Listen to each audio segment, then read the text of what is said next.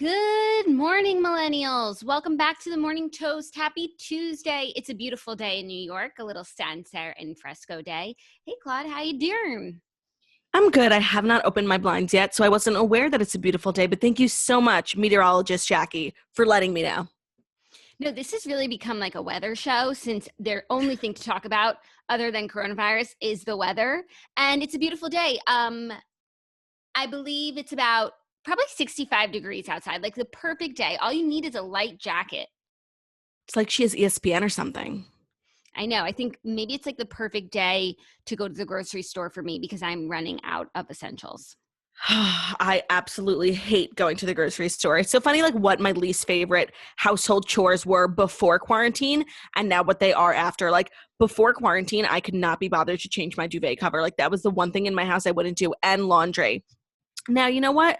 Laundry and duvet doesn't sound so bad when I'm like cooking for a million meals a day, running to the grocery store like some Italian mother. Like that shit sucks. Yeah, I'm like getting to the point, like last night I ate a frozen pizza, burned my mouth. I also banged my hand so terribly last night. I was putting on a sweatshirt in my closet. I banged it on the edge of my shelf because apparently I don't know how to get dressed anymore. Oh my God. So it's like black and blue. And then there's like a literal hole of skin that came off. Like it was like blood. Like it was the saddest looking wound I've ever seen. I legit thought I might have broken my hand, but then the pain started to subside. I couldn't even take Advil. Acetaminophen. And I was like, I don't fuck with acetaminophen. And now I am wounded. Well, like my nails? Dangerous game. I love your nails. I did my nails yesterday. I'm getting so good at doing my nails. Like I'm so excited for post-Q life when I have an important dinner party, yet no time to get to the manicure place. And I'm just doing it myself. And I'll just be the girl with no chipped nails ever. Girl with no chips. No, I too have been doing my nails kind of religiously. Like it's actually insane. Like the designs that I'm just coming up with, like it's really coming to me in the middle of the night. Actually, low key, like I have been up all night. I know I talk about this and everyone is sick of me talking about it. Today I actually woke up like an hour and a half before the show to hopefully like reset my clock because I just can't.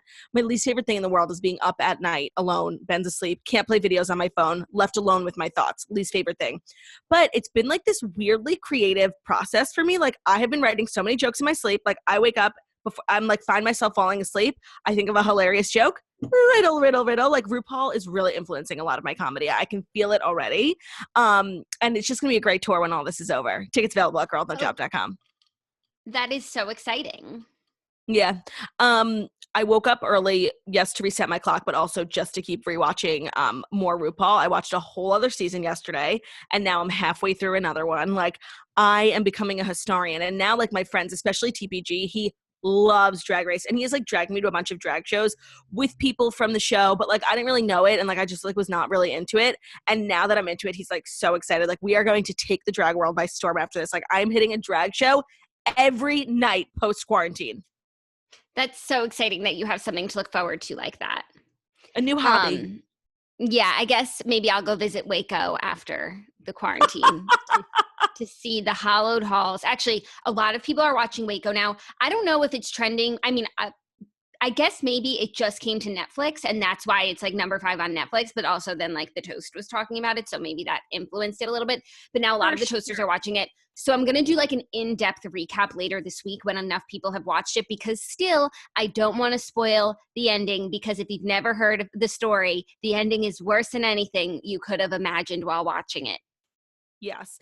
But, you know, we all have something to look forward to, because today we have Francesca Farrago from Too Hot to Handle on the Toast. If you're listening as a podcast, it'll just be at the end of this podcast episode. If you watch us on YouTube, the video will be uploaded separately. It was a fabulous episode. She looked so snatched, just like sitting in Vancouver. She's so stunning. She was just like an open book. She was Jessica Simpson herself. Like, there's no question that she wouldn't answer. And there's no, like, she had, like, she's just an open book. And she's so awesome. I'm so glad that we got to talk to her. And I just love that, like, for us, the only people that we've had on our show during the quarantine are Dr. Deborah Birx and Francesca Farrago, because we are women who support incredible women, game-changing women. So true. And when I sat down at dinner last night to, like, tell Ben, because Ben watched Too Hot to Handle, I was like, honestly, she gave us so much tea. Like, I was telling Ben, I'm like, I feel like this was like a groundbreaking interview. We didn't even prod her for it. Like, she was just forthcoming with the information. The Ariana Grande stuff was crazy. The Justin Bieber stuff. Oh yeah, and then also the Sharon and Rhonda stuff. Right. So, that will be available like as you're watching this, that is available somewhere. So make sure to check it out and watch Too Hot to Handle if you haven't yet. It's like just a treat in the queue. You know, it's just one day in the queue, but you know, one day at a time. One day at a time in the queue. Like one day is so long, and I know it sounds so sad, but like before bed, Ben was really falling asleep, like, and I was begging him to stay awake with me, and I'm like, and it sounded so like dark, but I was like, I just don't want to be awake. And it wasn't like that, but like I just want to like not be so like isolated with my thoughts. Like, does anyone else have like really annoying thoughts at night? Like, I think of all the like embarrassing things I've ever done in my life, like in my entire life. Of course. I think of everything embarrassing I've ever done in my life. I'm like, why am I who I am? Like, I'm so embarrassing. 100%. And it's like things that I haven't thought about in years just suddenly become unearthed simply because I cannot sleep. 100%. It's like repressed memory. Like, and it just comes back to you in a state of like, of Q. Oh, but you know what I did find? I was being like so shady boots on my Finsta last night. I wanted to watch TikToks, but Ben was asleep. And I found like a new Instagram account that does like blogger tea, and I'm obsessed. I'll send it to you. I'm not gonna like put it on blast because I don't want to. This really is a great time for blogger tea. I know. It's just like so piping. Oh, well, cool. I dabble in and out of blogger tea, but just I feel like sometimes I don't know the people that they're talking about, you know, and then all the bloggers are the same to me. And I'm like, what makes this blogger different? Like, why now? Why this blogger? So yeah. No, bloggers are very similar, but to me, the ones that really stand out are the ones that listen to The Toast, Kathleen Barnes, Champagne and Chanel. They stand out because they have fabulous taste in podcasts. Oh, I agree. Those aren't the ones I'm talking about. Me neither. I don't even know which ones I'm talking about. If I know your handle, I'm not talking about you. You know? Yeah, no, there's just like a brand of bloggers who have become like, people have become obsessed with their lives because they like live in fancy houses, but like they literally all look the same. They all look the same. They all wear the same stuff. The Nordstrom spring sale. It's like it's that photo. That photo yes. of all the girls in fall. Yeah, those are the girls I'm talking about. I don't know one of their names, but that's what I'm talking about. Same. Okay, cool. Well, we have a good show for you today. Like the celebs are coming out, you know, not coming out of the queue, obviously, because we are all sheltering in place, but they're making news in the queue and they're making babies, and we're so grateful for that. So I think it's time. I think it is. For the fast 5 stories that you need to know before you wake up and take a bite out of your morning toast. I think I'm going to have some morning toast today, actually. I just got some fresh avocados, so I think it's time for an avocado toast. It's been a while. I actually don't have a toaster. I thought you have a toaster oven. I do. Is that a toaster? Yeah, you can make toast in there. I don't have a toaster. I have a toaster oven. Oh, yeah. Toaster oven's a fabulous appliance. Yeah, there's some things where it's a little annoying. Actually, no. Anything that you can make in a toaster, you can make in a toaster oven, but not anything that you can make in a toaster oven could you make in a toaster. A lot of things you can, though, from the oven. No. But you can make more in a toaster oven than you can in a toaster. So you're better off. Yeah. No, and almost anything you can make in an oven, you can make in a toaster oven. Like I was baking cookies in my toaster oven last week. I'm comparing a toaster oven to a toaster. Oh, it's so much better. You can't make shit in a toaster. No, you literally can only make bread. You can't even make a bagel because the little slots are so small for bread. You're like shoving a bagel. It's like me trying to get into my Spanx. And it's honestly, toasters, no offense, are nothing of the sort. They're nothing of the sort. Or like you could have a bagel if you want it to be like a thin bagel with no juice and meat. But if you want like a delicious, juicy New York bagel, like it's not going to work in that toaster. That's what they call a flagel. And honestly, flagels, flat bagels are nothing of the sort. Flagels are good. Like I'm talking about a bagel from the supermarket that thinks it's a bagel, walks around like it's a bagel. And it's nothing of the sort. It's like a round bread. Yeah, no, it's like that company that makes English muffins, like also makes bagels in like a saran wrap tube where there's like 6 bagels. Like those are not bagels. Okay, well, I have to admit something. I bought one of those saran wrap tubes of bagels. I don't know what company it was. I bought it at the beginning of the queue, and I've been keeping it in my fridge. And I've been treating myself to like a bagel on the weekend in my toaster oven. So good.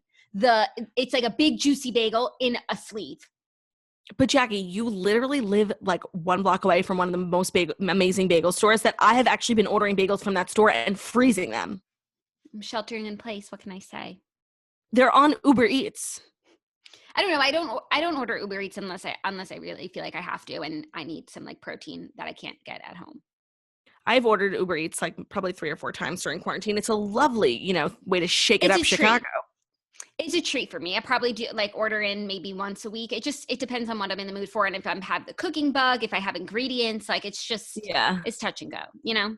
Can I tell you that I was watching an episode of RuPaul's Drag Race yesterday, and basically how the show works is like if you're in the bottom 2, you have to lip sync for your life, where it's like whoever gives like a better lip syncing performance wins, and they always pick like iconic gay songs, like you could guess, and they chose "Shake It Up" by Selena Gomez, the "Shake It Off Chicago" theme song.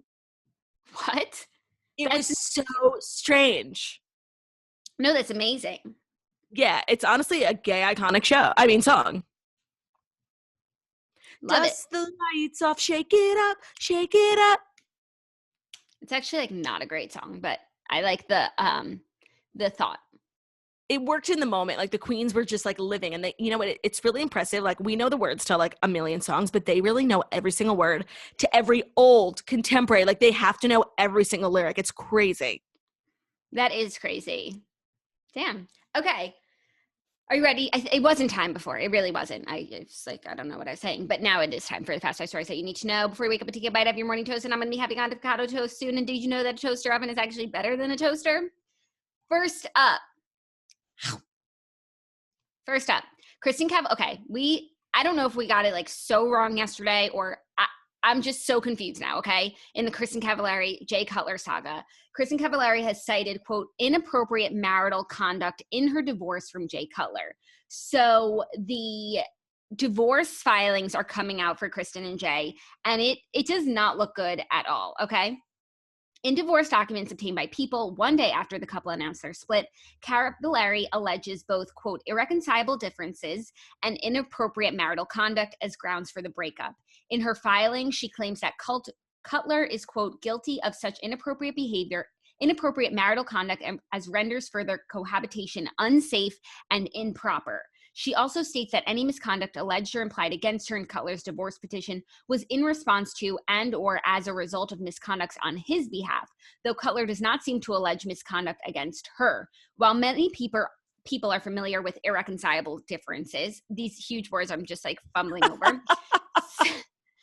People are familiar with irreconcilable differences as grounds for divorce. Marital misconduct is a less familiar term, more commonly used in divorce filings in fault states in the U.S., those that require parties to prove fault as a reason for their divorce. Tennessee, where Cavallari and Cutler wed and currently reside, is a fault state. So that term is like normal in Tennessee. It's not like she came out of left field saying that his behavior has been misconducted. Yeah, I mean, I just think like we were slightly naive in thinking like this was just going to be perfect. There's a lot of money at stake, and it's been it wasn't just like a floozy marriage. It was a 10-year marriage, and they have kids. Like it's going to be a little messy.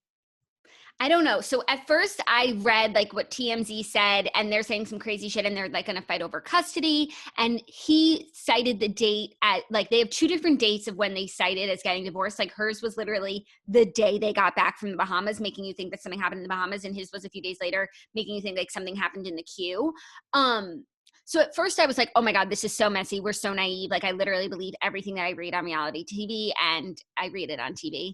And like, I don't know anything of the sort. And I was like sad for them and for me for believing it all. But then I was reading in the Toasters group, and there was a Tennessee lawyer toaster who was writing and saying that pretty much what this People magazine article is saying, that like that statement of marital misconduct is kind of just like a blanket term, and it doesn't necessarily mean anything. And everything that they've said in their court filings are kind of like boxes that they're not terms they came up with their own. They're like just the blanket things that you check. These are like boilerplate divorce filings in Tennessee. So it might be amicable. No, I believe that. I don't think, I think 1 in 50 divorces is like amicable dream. We love each other. We're still friends. Like we co-parent. That's just like not a reality, especially in Hollywood and especially when there's so much money involved. Like we looked up Jay Cutler's salary being $150 million. Like as much as I would like to think that it's, you know, really all perfect and they're just doing everything for the kids, I just have a feeling this will be like a messy one and it won't just be, you know, a dividing of the things. Yeah. I agree with that. It's going to be messier than we thought yesterday. I just for some reason think that they're good friends and they were never, it's not like they just fell out of love yesterday. Like I think they've been out of love for a long time, but it didn't bother them. Now, of course, you know, everyone's like coming out of the woodwork with all their rumors and allegations and stories. And it's like Jay's been doing whatever he wants for years and Kristin hasn't cared. If that's true though, it still begs the question, like, why now? Why this marital misconduct? Yeah, I mean, as much as you and I like love to believe that certain people in pro sports like are good and righteous, more often than not, it is a toxic environment. Even some of our favorites, you know, like there is temptation, and I just think that you go into a marriage with a pro athlete with that understanding, but I think where it draws the line, and this is just totally speculation, is like when this person starts stepping out on you and like embarrassing you and not being quiet about it anymore. Like people now coming to the woodwork, like I saw Jay with this person and I was at a concert and he was there. Like if you're going to start embarrassing your wife, I feel like that's when your wife becomes a lot less understanding about the lifestyle you lead.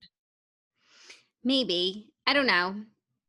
That I think that makes sense in general, but like it's not like, you know, we got photos of him with another woman and now she has to like take a stand. I wonder what part of it wasn't still working. The good news is that she does have a reality show, and so we'll maybe understand some of this one day because she is sort of open with her fans, not at once, but eventually maybe we'll get to know it. Also, this lawyer that People Magazine has, they said there are strategic decisions you make with all of the divorce filings. We have 15 different grounds for divorce in Tennessee. Irreconcilable differences is certainly the least aversive and the more amicable one. Marital misconduct is the next least aversive, and they can kick up from there. So it's like, it sounds worse than it is. Yeah, and people are like running with the misconduct word, like because people just assume that means cheating. But I get that it's like a legal jargon moment. Yes, it is. But I also don't think it's as sweet as their Instagram captions made it seem, except that they're both posting the exact same Instagram caption. They're obviously like communicating, whether it's through a PR person, but clearly they're on the same page right now. That's true, actually. It does say a lot that they posted like the same statement, because we've seen with like Jim Edmonds and Meghan King, like social media can play a very toxic role in a divorce. And you can really tell if the people are like working together or not. Meghan King Edmonds and Jim, what's his name? Jim. We're not. But that's true. It's a good sign. It's a sign of life. Right. So overall, like it's not as great as we thought. Dr. Theodore Fichemon is going to have to weigh in later. It's not as good as we thought, but like it might not be as bad as it seems, but it's not good. We'll see. We will just see. We will see. Okay, next story, some happy celeb news. Lea Michele is pregnant, expecting her first bebe with husband Zandy Reich. Lea Michele and husband Zandy Reich have something to be gleeful about. The 33-year-old actress is expecting her first child with the 37-year-old entrepreneur. Page Six has confirmed. A source told People, who first reported the news, that, quote, they've always wanted to be parents. This is just so sweet. A quarantine bebe. So sweet. Like there is such a special place in my heart for Lea Michele. One, because she sang her way into my heart, 10 years ago on the set of Glee, but also she's just like the famous person like that I would be. She's so talented and she's such a nice girl. Like when she was on our show, I fell in love with her even more. I'm so happy for her. I think she's going to be a great mom. Now there's a lot of speculation within the Glee community, and I think that I am, a spokesperson for that community as to whether or not the baby's name will pay homage to Finn Hudson, aka Corey Monteith. I think it's wildly inappropriate, but people think that it's a possibility. I think it's wildly inappropriate. Like, yes, never even crossed my mind. Never crossed my mind. She does have a tattoo of him, but I mean, tattoos are symbolic, and there's a real baby coming into the world. I don't think she's going to do it. I don't think. I don't think either. But you know what? It'll be interesting to see. I wonder how far along she is. Like, she definitely didn't get pregnant in quarantine, but it's a little in a few months. For that. In a few months, we'll know who did. Yeah, or when she gives birth, we'll be able to do some, retroactive math and see if the baby was conceived during quarantine. But I'm very much looking forward. In a few months, anyone who got pregnant last month isn't really announcing it this month, but in a few months, like announcements of pregnancies, whatever celeb pregnancies are announcing, that will probably mean that they got pregnant in the queue. Are you thinking of anyone in particular? Yes, I am, because I saw it in the toasters, but I hate when people speculate on pregnancy based on absolutely nothing and just like what they want for a couple. So I'm keeping my mouth shut. But like the odds are that there's going to be at least one cute baby. Yeah. Can we talk about Sophie Turner for a minute? Because it was reported widely, confirmed that she was pregnant. We reported it too because literally like everyone reported it. And they just haven't really mentioned it. So it's very possible that she's just keeping it private, which is totally respectable. But I just feel like there hasn't even been like a nod towards it. Yeah. It's an interesting strategy. I think for sure that she is, and that's why she's not talking about it.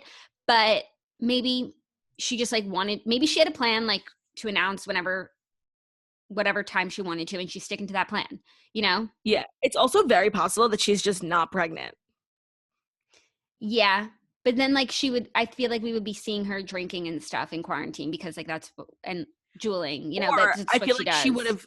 I feel like she would have addressed it. Like it was such a nationwide, it was reported as fact, like not even just speculation or a rumor. Yeah. So I think the type of person who would have said something about it. Yeah, but they've been going live a lot, like cooking. If I think if they weren't pregnant, they would be drinking and stuff. Yeah, even though I'm so getting over drinking in the queue. Like I used to get drunk just to pass the time. Now I get drunk and the boredom really really sets in, and I get depressed. Yeah, it's a fine line. Maybe you should switch up the alcohol that you are drinking so you'll have a different kind of drunk experience and you'll feel a new sensation. That's interesting. I could maybe take a break from White Claws. If you just drank a whiskey, who knows what would happen? That's exciting. Yeah, maybe this is a good time to try crack. No, I don't think that's the vibe for the queue. Maybe not. We'll see. Maybe a psychedelic though. And then all of a sudden you have all this stuff going on in your apartment.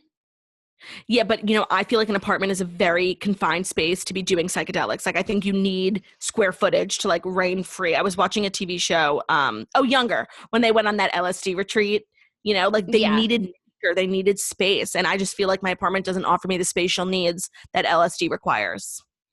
I understand that. Okay, so you'll have to maybe table that idea. For now. Okay, ready for our next story? Yep. Facebook is going to stream a 2020 graduation event with Oprah, Miley Cyrus, and more. Facebook will celebrate America's graduating seniors with a live streaming event next month that will include a commencement address by Oprah Winfrey and a lineup of other celebs. In addition to Oprah's keynote, the May 15th event will feature Miley Cyrus performing her Perseverance-themed hit, The Climb. Wow, I was about to just shit all over this story, and things changed. Celebrities on tap to address the class of 2020 in the live stream include Jennifer Garner, Lil Nas, Awkwafina, and Olympic champion gymnast Simone Biles. Facebook expects to announce additional guests later. Thoughts? I mean, I don't know who this is really for, because when I think of the seniors. No, I get that. College or high school? I think it's just seniors across the world, but probably college because that's college. Yeah. I just don't think and high school graduations don't get a keynote from Oprah, so probably college. Okay. I don't know. I'm not a graduating senior, but I have a TikTok, and I feel like that gives me a real insight, a microscope, a lens into what the class of 2020 are feeling. I just feel like this is not what they want. They don't really, unless it when you get a keynote speech at your graduation, it's cool because you're there. You don't need to, if Oprah was coming to one of these kids' graduations, it would be a big deal. But, they could watch a video of Oprah on the internet on YouTube. They don't need a special event. To me, this is just, I don't know who this is for. To me, it's more for, news outlets to write it up and, maybe you watch The Climb. These kids, they don't fucking want this. They want to get drunk. They don't want a fucking live stream. Here's the thing, though. I am The Climb.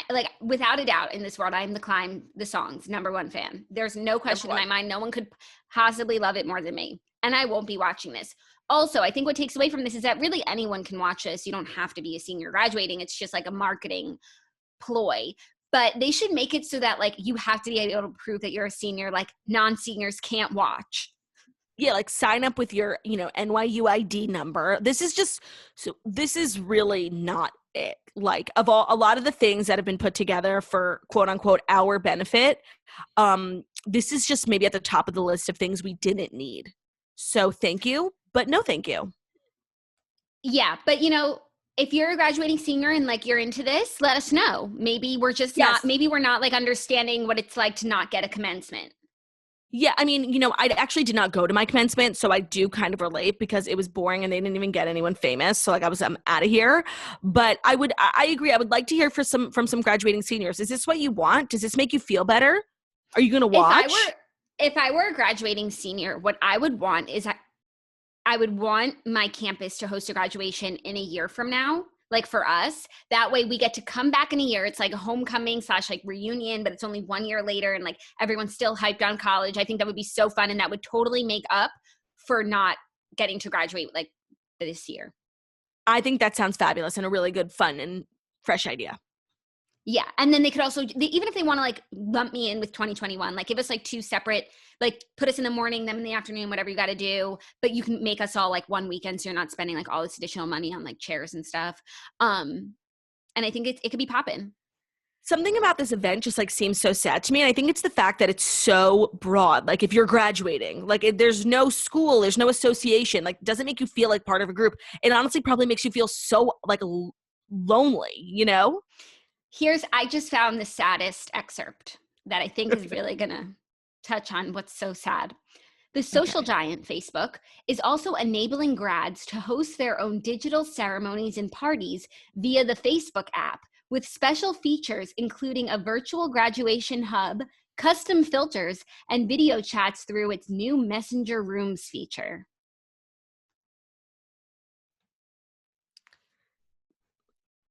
Wow, custom filters? That's awful. Like, what's wrong with FaceTime? No, nothing. And like Facebook is just always doing the most when nobody asks them to. No, legit nobody asked for this. That's mad. So lame. And honestly, like I respect if you're Oprah. into it. Yeah, if you're into it. But like I just think like whenever Miley in this day and age is like attaching her names to stuff, like it's automatically a bad sign. Like, and I love her. 100%. She has just like really shown she has like no taste. Like she just has no bar. Yeah, she'll just do anything. Like bright mind. Like I just think when I heard her name was attached, I was like, but then Oprah is like this elegant like beacon of light and hope for so many people. And she's the goals keynote speaker for any graduation. Like that is as good as it gets. We're getting Oprah for our graduation.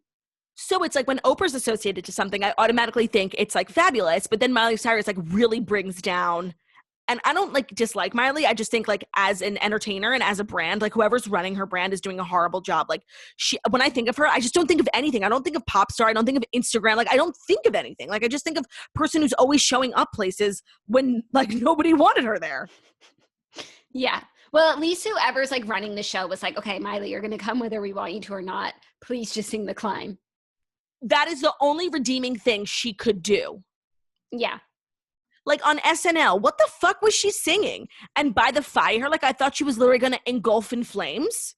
Oh, well, you know what? That's a great segue into our next story. I didn't see Miley on SNL. I actually started to watch the episode, but I was painfully bored. But Dr. Fauci is praising Brad Pitt's, quote, classy impersonation of him on SNL. So, Brad Pitt impersonated Dr. Fauci on SNL. Everyone was like so excited about it. Dr. Fauci said, I think he did great. I'm a great fan of Brad Pitt. And that's the reason why when people ask me who I would like to play me, I mention Brad Pitt. Because people had asked him who should play him on SNL. And he had said Brad Pitt. He's one of my favorite actors. I think he did a great job. Like, I like the idea behind this is so cute. And I love Brad Pitt. Like, what can I say? Except all I'll say is I couldn't watch it. I mean, of course Dr. Fauci loves Brad Pitt playing him. That's like me saying I want fucking Megan Fox. Like, of course, no offense Dr. Fauci is like a little weenie. Like, like in the real world, like he looks nothing like Brad Pitt. Of course he's praising this. Like that's like the goal. Like that, how flattering, how complimentary of SNL. Honestly, like real comedy would have leaned into the fact that he weighs like 90 pounds. Like, I mean, it's great. And I'm happy for him. And Dr. Fauci deserves the world because he's, doing good stuff. But like, come on. Of course he loves it. Yeah. No, it just like, to me, it wasn't very good, but. Yeah, no, to me it's because I have a normal, perception of the world. It's a mismatch. Yeah. Also, like when Brad was doing like whatever mannerisms of Fauci, like I wasn't getting Fauci vibes, and usually on SNL, like you like Larry, David, Bernie Sanders, like I can't separate the two anymore. Even like everyone that Kate McKinnon does, I can't separate. Like every time I see like anyone that she impersonates, I'm like, oh, it's Kate McKinnon. Totally. Like you have an automatic association with the people. Like they really become Woody Harrelson, like becomes Joe Biden. I totally agree. If it weren't for the glasses, I would have no idea what he was talking about. Yeah. It wasn't that good. No, I agree. But I guess it was a cute idea. Two cute people doing something not cute. Yeah, no, but this news story, it's like he loved it. Of course he loved it. It's Brad Pitt. Honestly, Dr. Fauci is going to have an inflated sense of self after this because he's going to think he actually resembles Brad Pitt when, sorry, spoiler alert, you don't. Yeah. Damn. But I'm happy for him. I'm happy for him too. Like that, if that's the gift of doing, important work for our country, you get to be played by Brad Pitt, go for it. But, I would have cast something more along the lines of like a Martin Short. Who's that guy? Martin Short. He was on Comedians in Cars. Has like a comedy duo with Steve Martin. He's like really short and like small. Okay. He looks honestly very similar body type to. That's great. To Dr. Fauci. I feel like there's a lot of people that could have nailed the role. Honestly, in a lot of ways, I think Pete Davidson could have done it. They both have like that skinny vibe. Yeah, I see it. Yeah. Okay. Are you ready for our fifth and final story? It's actually, I'm going to say it's some good news. It is good news. I don't know why that's like a hot take. Felicity Huffman is so proud after her daughter gets into a top university on her own SAT scores following the scandal. Sophia Macy, the daughter of Felicity Huffman and William H. Macy, has been accepted into Carnegie Mellon University and will be attending the school's prestigious theater program this fall. The 19-year-old shared the news on Instagram by updating her bio to read CMU Drama 24. Sophia's younger sister, Georgia, will also be heading to the East Coast come fall as a freshman at Vassar College. Felicity is so proud and grateful that Sophia has kept her chin up over the last year. It was a painful, challenging time, and she pulled through it with strength and grace. So explain to me the timeline, because her kids are just now going to college, but she paid $15,000. Yeah, so maybe, I don't know, maybe when everything was going down, like the girls just didn't wind up going to whatever school they were going to go to, and then they took the test again, or the one daughter took the test again and then went where her grades took her, which is a great school. Yeah, I mean, honestly, I don't know how any of these kids get into college on their own accord, like now, Yeah. I don't know either. It is confusing. No. I feel like they're really, learning from their mistakes. No, of course, but it's like Carnegie Mellon isn't a bad school, so it's like,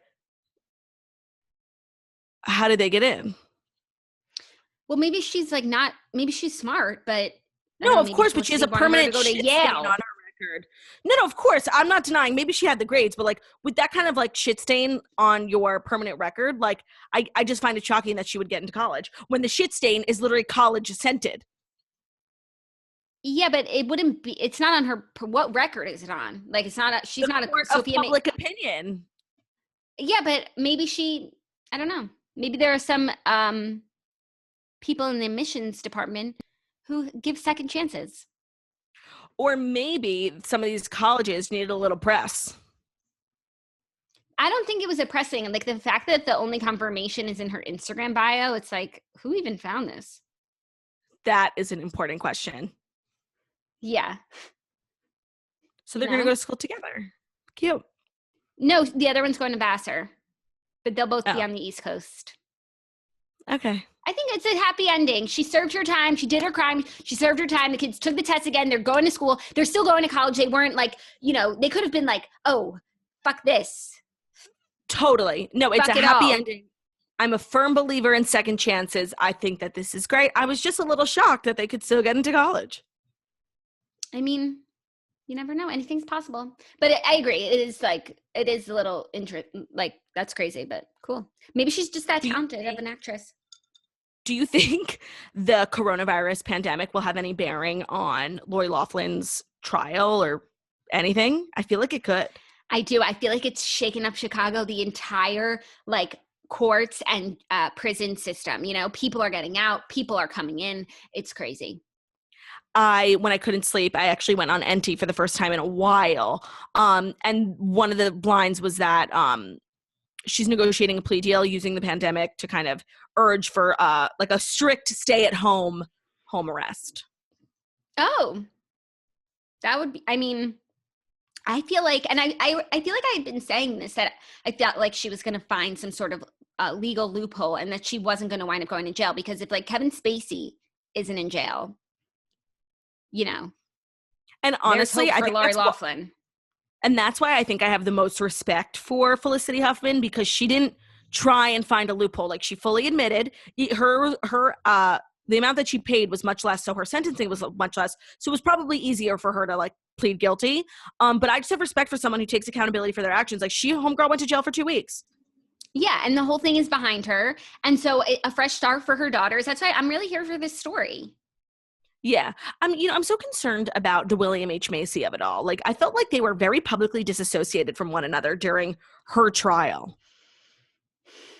Yeah, I just feel like you can't trust what you see. I've True. been watching all these shows and even watching Waco, the shit that was in the press, that was such lies. I don't know how we believe anything that, we just have to, otherwise we would just be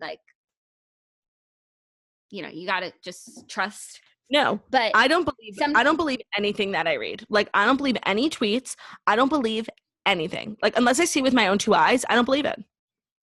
Yeah. So I think when it comes to William H. Macy and Felicity Huffman, I'm not worried about them. If they were getting a divorce, they would be divorced. They're still together. I think if they didn't live together, we would know, they're fucking together. They just are doing their own thing. Totally. Very well said, Jackie. Thanks. Speaking of Waco, everybody should watch. The more that people are watching, and the more Snitch just watched, and it's just the show is so well done, and I just love a true story, because it's not I'm wasting my emotions on some fiction. That's why I love reality TV. And I think it's such an important story that a lot of people, including myself, did not know. And if you're looking for something to watch, stay tuned for our interview with Francesca Farrago. She spills so much tea, everything she says, tea. So much stuff about celebrities that are now watching the show, stuff we didn't see on camera. It's a really fabulous interview, and she's such a nice girl. So I think you guys are going to enjoy it. Podcast listeners, it is coming right up after this. YouTube listeners, it is available on our channel. We love you guys. We hope you have a great day. Should I do the sign off now? Yeah, I think that's all she wrote. Thank you guys so much for listening to The Morning Toast, the Millennial Morning Show, where we go live Monday through Friday, 10:30 a.m. Eastern Time on YouTube. So if you're watching us on YouTube, please feel free to subscribe and give this video a thumbs up. If you're watching us, we are also available as a podcast anywhere podcasts can be found. So that's Spotify, iTunes, Stitcher, Public Radio, iHeartRadio, CastBox, all the places. So wherever you listen to podcasts, find us, The Morning Toast, and leave a 5-star review about how beautiful, stunning, and smart we are. We love you guys, and we will see you tomorrow. Bye.